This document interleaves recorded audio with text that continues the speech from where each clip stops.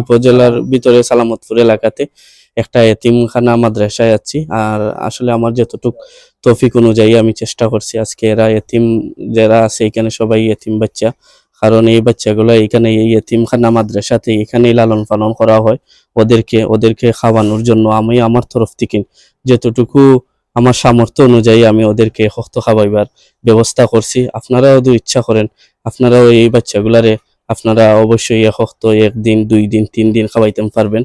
আর আসলে আমার যা তৌফিক অনুযায়ী আমি ওদেরকে খাওয়াইবার ব্যবস্থা করছি। দেখেন এই মাদ্রাসাতে প্রায় 33 জন না হুজুর, প্রায় 33 জন বাচ্চা আছে। এইগুলার লালন পালন এখানের আমাদের হুজুর তারা আছেন 2 জন, এরা এই বাচ্চাদেরকে লালন পালন করেন। সাথেই আছে 2 তলা মসজিদ। আপনারা মসজিদও চাইন ইচ্ছা করলে আপনারা